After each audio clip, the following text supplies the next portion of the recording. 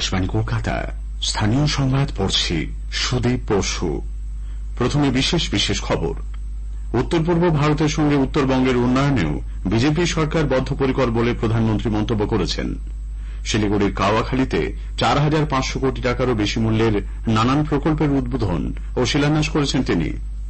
পাহাড়ের উন্নয়নে তৃণমূল কংগ্রেস সহ বিরোধী দলের সরকারগুলি কোনো কাজ করেনি বলে অভিযোগ করেছেন প্রধানমন্ত্রী। কেন্দ্রীয় প্রকল্পে বঞ্চনার প্রতিবাদে আগামীকাল ব্রিগেডে তৃণমূলের জনগর্জন সমাবেশ।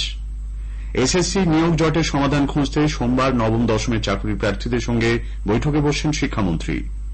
Howrah Maidan, Esplanade, new Garia Ruby ও জোকা তারাতলা রুটে মাঝেরহাট পর্যন্ত মেট্রো পরিষেবা শুরু হচ্ছে 15ই মার্চ।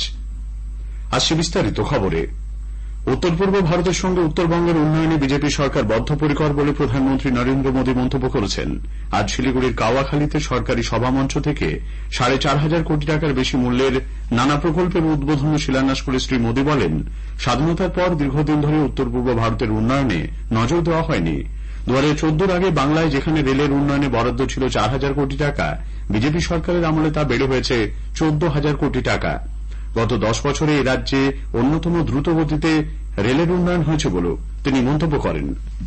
बंगाल का मजबूत होता ये रेल इंफ्रास्ट्रक्चर यहां विकास की नई संभावनाओं को गति देगा, सामान्य मानवीय का जीवन सुखद बनाएगा। साथियों, एक समय था जब नॉर्थ ईस्ट की तरफ बढ़ते ही ट्रेनों की रफ्तार धीमी हो जाती थी, लेकिन हमारी सरकार का प्रयास नॉर्थ बंगाल में भी ट्रेनों की रफ्तार वैसी ही बढ़ाने का है जैसे पूरे देश में बढ़ाई जा रही है। এদিন অসম, অরুণাচল প্রদেশ সফর শেষে বাগডোগরা বিমানবন্দরে পৌঁছান তিনি। আজ যে প্রকল্পগুলো উদ্বোধন হল সেগুলি হল একলাখী, বালুরঘাট, বারসই, রাধিকাপুর, রানীনগর, জলপাইগুড়ি, হলদিবাড়ি, শিলিগুড়ি আলুয়াবাড়ি শাখা ভায়া বাগডোগরা এবং শিলিগুড়ি সেবক আলিপুরদুয়ার জংশন শামুকতলা শাখার বৈদ্যুতিকীকরণ। এছাড়াও প্রধানমন্ত্রী মণিগ্রাম নিমতিতা শাখায় রেলের ডাবল লাইন এবং আমবাড়ি, ফালাকাটা, আলুয়াবাড়িতে অটোমেটিক ব্লক সিগন্যালিং ও নিউ জলপাইগুড়িতে ইলেকট্রনিক ইন্টারলকিং এর পাশাপাশি অন্যান্য গুরুত্বপূর্ণ রেলওয়ে প্রকল্প জাতির উদ্দেশ্যে উৎসর্গ করেন। রাজ্যে 3,100 কোটি টাকা মূল্যে দুটি জাতীয় সড়ক প্রকল্পেরও উদ্বোধন করেছেন প্রধানমন্ত্রী। এদিনের অনুষ্ঠানে উপস্থিত ছিলেন রাজ্যপাল সিভি আনন্দ বোস, আলিপুরদুয়ারের সাংসদ জন বার্লা, দার্জিলিংয়ের সাংসদ রাজু বিস্তা প্রমুখ। এরপর প্রধানমন্ত্রী একটি জনসভা থেকে রাজ্যের তৃণমূল কংগ্রেস সরকারের তীব্র সমালোচনা করেছেন। তৃণমূল সরকারকে নারী বিরোধী বলে উল্লেখ করে প্রধানমন্ত্রী বলেন, তার সরকার যেখানে রান্নার গ্যাসের দাম 100 টাকা কমিয়েছে, তৃণমূল কংগ্রেস রাজ্যের 14 লক্ষ মহিলাকে উজ্জ্বলা যোজনার রান্নার গ্যাসের সুবিধা থেকে বঞ্চিত করেছে। বিজেপি সরকার যেখানে মানুষের জন্য বিনামূল্যে রেশনের ব্যবস্থা করেছে, তৃণমূল কংগ্রেস সরকারের মন্ত্রীরা সেই রেশন নিয়ে নিজেদের পকেট ভরিয়েছেন। পাহাড়ের উন্নয়নের নামে তৃণমূল কংগ্রেসের বিরুদ্ধে জমি দখলেরও অভিযোগ করেন তিনি। শ্রী মোদী বলেন, গোর্খাদের সমস্যার সমাধানেও তার সরকার সচেষ্ট। সন্দেশখালীর ঘটনা নিয়ে এদিন তৃণমূল কংগ্রেস ও ইন্ডিয়া জোটের শরিকদের তীব্র কটাক্ষ করেন প্রধানমন্ত্রী। गरीब, दलित, आदिवासी बहनों के साथ टीएमसी के नेताओं ने क्या क्या किया है, इसकी चर्चा आज पूरे देश में हो रही है। महिलाओं पर अत्याचार और गरीब की कमाई को लूटना, यही टीएमसी के तोलाबाजों का काम रहा है। और साथियों, नॉर्थ बंगाल के साथ तो टीएमसी, कांग्रेस और लेफ्ट के इंडी गठबंधन ने बहुत ज्यादा भेदभाव किया है। इन लोगों ने इस क्षेत्र को विकास से तो वंचित रखा ही है, समाज के भीतर भी खाई पैदा की। আসন্ন লোকসভা নির্বাচনে উত্তরবঙ্গের সব বুথে বিজেপিকে জয়যুক্ত করতে শ্রী মোদী আহ্বান জানান। উল্লেখ্য, চলতি মাসে এটি প্রধানমন্ত্রীর 4র্থ রাজ্য সফর। এদিকে সভামঞ্চ থেকে এদিন রাজ্যের শাসক দল তৃণমূল কংগ্রেসকে দুর্বৃত্তদের দল বলে তীব্র কটাক্ষ করেছেন প্রাক্তন বিচারপতি অভিজিৎ গঙ্গোপাধ্যায়। আসন্ন লোকসভা নির্বাচনে তিনি নো ভোট টু তৃণমূল বা তৃণমূল কংগ্রেসকে একটিও ভোট না দেওয়ার আহ্বান জানান। এই তৃণমূল কংগ্রেসকে একটা ভোটও নয়। এই নির্বাচনে সেই দুষ্কৃতী দলকে একটা শিক্ষা দিতে হবে। সেই শিক্ষা হচ্ছে তাদেরকে পশ্চিমবঙ্গ থেকে উৎখাতের শিক্ষা। এর আগে বাগডোগরায় সাংবাদিকদের কাছে তিনি বলেন, রাজ্যে 356 ধারা জারির উপযুক্ত পরিস্থিতি রয়েছে। অভিজিৎ গঙ্গোপাধ্যায়ের এই মন্তব্য প্রসঙ্গে তৃণমূল কংগ্রেস নেতা তথা রাজ্যের মন্ত্রী ফিরহাদ হাকিম বলেছেন, বিজেপি এর আগে অনেক রাজ্যে এই ধরনের চেষ্টা চালিয়েছে।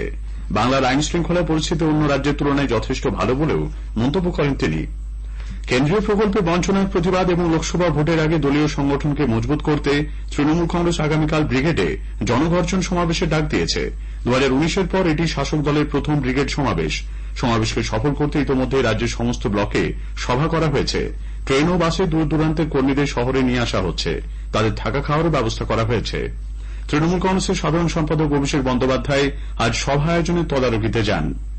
এদিকে রাজ্যের শাসক দলের সমাবেশকে ঘিরে ব্যাপক পুলিশ নিরাপত্তার বন্দোবস্ত করা হয়েছে। সকাল থেকে মোতায়েন থাকছে 4000 পুলিশ কর্মী। 56টি সেক্টরে ভাগ করা হয়েছে ব্রিগেড মাঠকে। শহরের বেশ কিছু গুরুত্বপূর্ণ রাস্তায় যান চলাচল আগামীকাল নিয়ন্ত্রণ করা হবে। তৃণমূল কংগ্রেসের জনগর্জন সভা নিয়ে তীব্র কটাক্ষ করেছেন প্রদেশ কংগ্রেস সভাপতি অধীর রঞ্জন চৌধুরী। মুর্শিদাবাদে আজ তিনি সাংবাদিকদের বলেন, এ রাজ্যে জনসভা করার প্রতিযোগিতায় প্রধানমন্ত্রীকে টেক্কা দিতেই তৃণমূল নেত্রীর এই সভার আয়োজন। কলকাতা হাইকোর্ট আগামীকাল সন্দেশখালীতে বিরোধী দলনেতা শুভেন্দু অধিকারী সভায় অনুমতি দিয়েছেন। ন্যাজার্টের দক্ষিণ আটরাতলায় সকাল 10টা থেকে বিকেল 5টার মধ্যে ওই সভা করা যেতে পারে বলে কোর্টের রায় জানানো হয়েছে। আগামীকালের সভা প্রসঙ্গে বিরোধী দলনেতা শুভেন্দু অধিকারী বলেন, ব্রিগেডে কালকে একটা জলসা ফ্যাশন প্যারেড হবে, র্যাম্প তৈরি হয়েছে। সন্দেশখালীর মা বোনেদের সম্বর্ধিত করার জন্য ওদের যে আন্দোলন, তার প্রতি আমরা ভারতীয় জনতা পার্টি প্রথম দিন থেকে ছিলাম। কালকেও সমর্থন জানাতে যাচ্ছি। এই সভা হাইকোর্টের নিয়ম মেনে 3টের মধ্যে আমরা শেষ করবো। হাইকোর্ট 5টা অবধি করতে বলেছে। কমপ্লিটলি লোকাল লোক নিয়ে সভা হবে, বাইরের লোকজন আনার কোনো ব্যাপার নেই। অন্যদিকে সন্দেশখালী থানার ওসি বিশ্বজিৎ সাপুকে গতরাতে বসিরহাট থানায় বদলি করা হয়েছে। তার জায়গায় এসেছেন স্পেশাল অপারেশন গ্রুপ এসপিডির সাব ইন্সপেক্টর গোপাল সরকার। জনসাধারণকে তাদের লোকসভা কেন্দ্রের বিশদ তথ্য এবং সেই এলাকায় চালু থাকা বিভিন্ন কেন্দ্রীয় সরকারি প্রকল্প ও উন্নয়ন সম্পর্কে অবহিত করতে আকাশবাণী কলকাতা সংবাদ বিভাগ শুরু করেছে বিশেষ অনুষ্ঠান ভারত বিকাশ ডায়েরি। প্রতিদিন রাত 8:50 গীতাঞ্জলি প্রচার তরঙ্গে শুনুন 10 মিনিটের এই অনুষ্ঠান। আমাদের সোশ্যাল মিডিয়াতে অনুষ্ঠানটি সরাসরি শোনা যাচ্ছে। আজকের প্রতিবেদনে থাকছে কলকাতা উত্তর, কলকাতা দক্ষিণ ও বসিরহাট লোকসভা কেন্দ্র। স্থানীয় সংবাদ শুনছেন আকাশবাণী কলকাতা কেন্দ্র থেকে। এসএসসি নিয়োগ জটিলতার সমাধান খুঁজতে আগামী সোমবার নবম দশমের চাকরির প্রার্থীদের সঙ্গে বৈঠকে বসছেন রাজ্যের শিক্ষামন্ত্রী ব্রাত্য বসু। গত শুক্রবার চাকরির প্রার্থীদের সঙ্গে একটি বৈঠক হয় তৃণমূল নেতা কুণাল ঘোষের। এরপরই চাকরি প্রার্থীদের সঙ্গে বৈঠকের কথা জানান শিক্ষামন্ত্রী। এদিকে দ্রুত নিয়োগের দাবিতে মুর্শিদাবাদের বহরমপুরে আজ শিক্ষামন্ত্রী ব্রাত্য বসু ও প্রাথমিক শিক্ষা পর্ষদের সভাপতি গৌতম পালকে ঘিরে বিক্ষোভ দেখান টেট প্রার্থীরা। ইস্ট ওয়েস্ট মেট্রোর হাওড়া ময়দান থেকে ইসলামের মেট্রো পরিষেবা শুরু হচ্ছে আগামী 15 মার্চ শুক্রবার। ওই দিনে নিউ গড়িয়া থেকে রুবি এবং জোকা তারাতলা মেট্রো পথে মাঝেরহাট পর্যন্ত সম্প্রসারিত অংশে মেট্রো চলাচল শুরু হচ্ছে। কলকাতা মেট্রোর মুখ্য জনসংযোগ আধিকারিক কৌশিক মিত্র জানালেন, সকাল 7টা থেকে বেলা 9টা পর্যন্ত প্রত্যেক 15 মিনিট অন্তর অন্তর ট্রেন পাওয়া যাবে।